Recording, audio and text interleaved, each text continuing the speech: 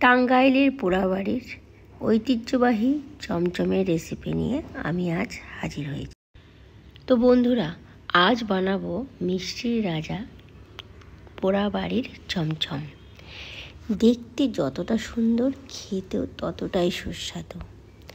তবে আমরা বেশিরভাগ সময় কিন্তু দোকানের উপরে নির্ভর করে থাকি এই চমচম খাওয়ার জন্য।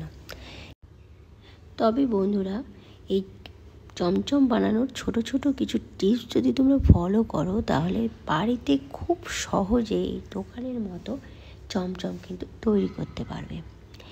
সেই জন্য ভিডিওটা প্রথম থেকে শেষ পর্যন্ত মনোযোগ দিয়ে অবশ্যই দেখবে। ভিডিওটা একটু বড় হতে পারে, কারণ প্রত্যেকটা স্টেপ আমি তোমাদের দেখিয়ে দিব কিভাবে দোকানের মতো এই সুস্বাদু চমচম মিষ্টিটা তৈরি করতে হয়।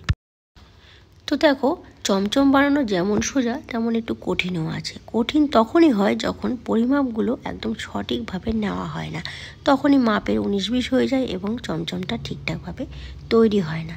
তো সেই জন্য মাপগুলোকে একদম সঠিকভাবে রেখে চমচম কিভাবে তৈরি করতে হয় সেই ভিডিওটা দেখিয়ে দিচ্ছি। তাহলে চলো দেরি না করে শুরু করা যাক ভিডিওটা। আচ্ছা, চমচম বানানোর জন্য সবার প্রথমে আমি একটা শিরা তৈরি করে নেব। দেখো, এই শিরাটা প্রত্যেকটা মিষ্টির জন্য কিন্তু একটু আলাদা রকমের হয়। এই চমচম মিষ্টি তৈরি করার জন্য, পোড়াবাড়ির এই চমচম মিষ্টি তৈরি করার জন্য যে শিরাটা তৈরি করতে হবে, সেটা এখানে একটা মাপ ঠিক করে মেজারমেন্ট হিসেবে একটা কাপ বা বাটি বা গ্লাস যে কোনো একটা নিতে পারো। সেই একই সেম বাটি বা গ্লাস বা কাপের যে পরিমাণ চিনি নিবে তার হাফ নিবে জল। ঠিক আছে? তো আমি এখানে একটা বাটি মেজারমেন্ট হিসেবে নিয়েছি। তো সেই বাটির 3 বাটি জল নিয়েছি, আর সেই সেম বাটির 5 বাটি নিয়েছি চিনি। ঠিক আছে? এই মাপটা কিন্তু একদম ঠিক রাখবে এই বেসিক্যালি এই চমচমটা তৈরি করার জন্য।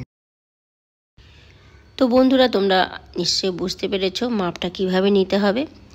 এবার কিছুক্ষণ ফোটাতে হবে যতক্ষণ না চিনিটা একদম গলে যায়। চিনিটা যখন গলে যাবে তখন হিটটাকে একদম লো করে চলে যাব আমি চমচম বানানোর প্রসেসে। প্রথমে কিছু শুকনো উপকরণ মিশিয়ে নিব। একটা বাটিতে নিয়ে নিচ্ছি 4 চামচ সুজি, আর তার সাথে 4 চামচ ময়দা। ঠিক আছে? চামচটা একদম মিডিয়াম সাইজের চামচ, যেটা আমরা বাড়িতে সবাই ইউজ করি, সেই চামচটাই হবে। আর সেই চামচে 4 চামচ করে সুজি আর ময়দা নিতে হবে। সুজিটা কিন্তু একদম কাঁচা হতে হবে। তার সাথে 1 চামচ নিয়ে নিচ্ছি কর্নফ্লাওয়ার। গুঁড়ো দুধ দিয়ে দিচ্ছে 3 চামচ, আর 2 চামচ দিয়ে দিচ্ছি চিনি। 1 চামচে যে চামচটা আমি ইউজ করছি তার হাফ দিচ্ছি বেকিং পাউডার। বেকিং সোডা যদি নাও তাহলে আরও কম কিন্তু নিতে হবে। আর দিয়ে দিচ্ছি 1 চামচ রান্নার যে রিফাইন অয়েলটা আছে সেটা। এর পরিবর্তে তোমরা কিন্তু ঘি বা মেল্টেড বাটারটাও ইউজ করতে পারো। গুঁড়ো এলাচ দিচ্ছি খুব সামান্য 1 চিমটির মতো। এবার সমস্ত শুকনো উপকরণগুলোকে ভালো করে মিশিয়ে নিতে হবে। তবে এই চমচমটা তৈরি করার জন্য সমস্ত উপকরণগুলো কিন্তু লাগবে, এখানে একটাও কিন্তু বাদ দেওয়া যাবে না। ভালো করে মেশানো হয়ে গেলে সরিয়ে রাখবো। এবার ছানা নিয়ে নিচ্ছি। ছানাটা এখানে আছে পরিমাণটা, সেটা হচ্ছে 2 লিটার দুধের যে ছানাটা হয় সেই ছানাটা এখানে রয়েছে। তো ছানার যে পরিমাণটা 2 লিটার দুধের থেকে যে ছানাটা বেরিয়েছে সেই পরিমাণটার সাথে ওই যে আগে যে আমি মিশ্রণটা মেখে নিলাম শুকনো উপকরণগুলো, সেগুলো কিন্তু সেই উপকরণটা আর এই ছানাটার পরিমাণটা এইভাবে রাখতে হবে। যদি 1 লিটার দুধের ছানা হয় সেক্ষেত্রে ওই আগে মেশানো শুকনো উপকরণগুলো সব হাফ হাফ করে কিন্তু আরও কমিয়ে দিতে হবে।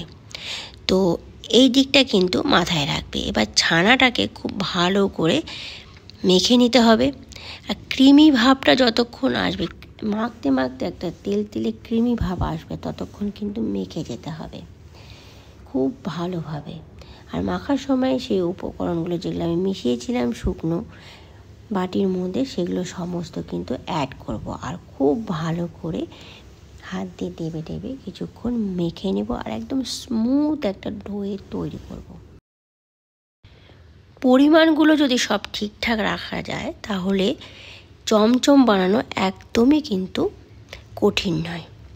তবে পরিমাণগুলো যেভাবে বললাম সেইভাবেই কিন্তু রাখতে হবে। তো দেখো বেশ কিছুক্ষণ ধরে আমি ছানাগুলোকে ডলে ডলে মেখে নিয়েছি আর একদম স্মুথ করে নিয়েছি। কিছুক্ষণ মাখার পরে আমি চমচমের শেপ দিয়ে দেবো। চমচমের শেপ দেওয়ার জন্য হাতের মধ্যে একটু তেল মাখিয়ে নিতে পারো অথবা এমনিও করতে পারো।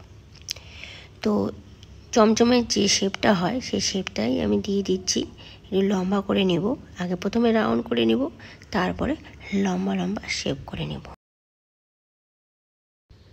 ছোট্ট একটা রিকোয়েস্ট বন্ধুরা, আমার চ্যানেলে যদি কোনো নতুন বন্ধু এসে থাকো প্লিজ চ্যানেলটাকে একটু সাবস্ক্রাইব করে দিও আর পাশে থাকা বেল আইকনটাকে অল করে দিও, যাতে যখনই আমি নতুন নতুন ভিডিও আপলোড দেব তোমাদের কাছে সরাসরি পৌঁছে যায়।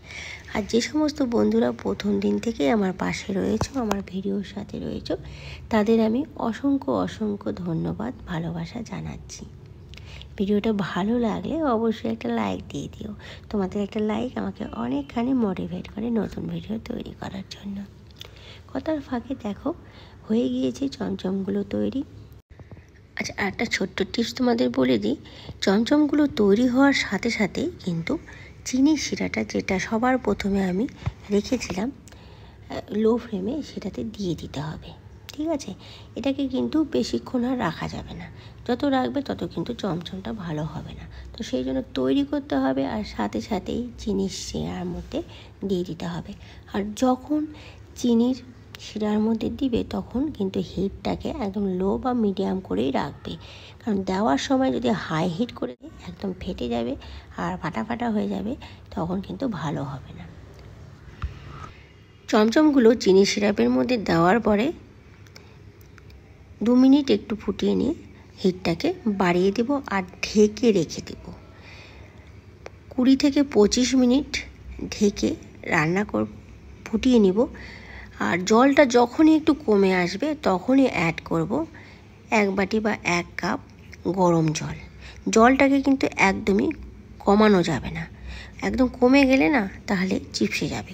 তো সেই জন্য জলটা থাকতে থাকতেই আবার গরম জল দিতে হবে। এই প্রসেসে আমি 2 ঘন্টার মতো ফুটিয়ে নেব। 2 ঘন্টা ফোটানোর পরে দেখবে আস্তে আস্তে কালারটা একেবারেই চেঞ্জ হয়ে যাবে চমচমের। তো দেখো অ্যাটলিস্ট লাস্টে 2 ঘন্টা পরে এভাবে ফোটাতে ফোটাতে কালারটা একদমই চেঞ্জ হয়ে গিয়েছে। এটা ন্যাচারালি কালার চলে এসেছে, চমচমের কালার। আর শিরাটাও কিন্তু এই সময় অনেকটাই কমে গিয়েছে। তো এই অবস্থাতে আমি আরও 5 মিনিট ফুটিয়ে নেব। 5 মিনিট ফোটানো হয়ে গেলে হিটটাকে বন্ধ করে দেব। আর হিটটাকে বন্ধ করে দেওয়ার পরে ঢেকে রেখে ওভারনাইট সারা রাত রেখে দিলে পারে চমচমটা কিন্তু আরও ভালো হয়। তো সেই জন্য আমি সারা রাত রেখে দিচ্ছি ঢেকে।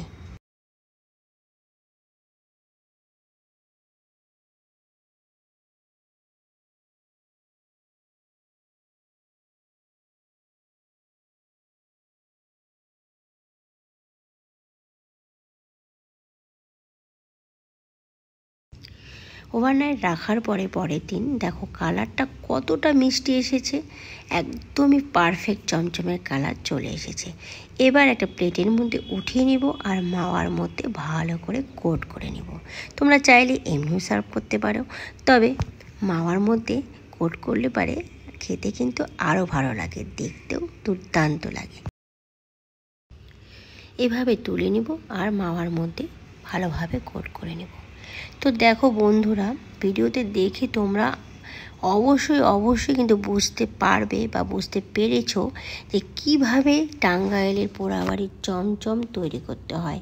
প্রত্যেকটা স্টেপ ফলো করলে পারে এই চমচম বানানো কিন্তু একদমই কঠিন হয় না।